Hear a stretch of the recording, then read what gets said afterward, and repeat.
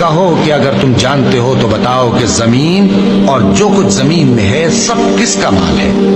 جھٹ بول اٹھیں گے کہ اللہ کا۔ کہو کہ پھر تم سوچتے کیوں نہیں؟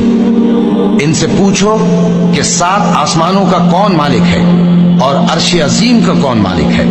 بے ساختہ کہہ دیں گے کہ یہ چیزیں اللہ ہی کی ہیں۔ کہو کہ پھر تم ڈرتے کیوں نہیں؟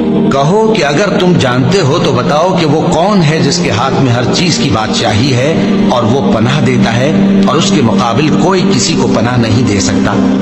فوراً کہہ دیں گے کہ ایسی بادشاہی تو اللہ ہی کی ہے۔ کہو کہ پھر تم پر جادو کہاں سے پڑ جاتا ہے؟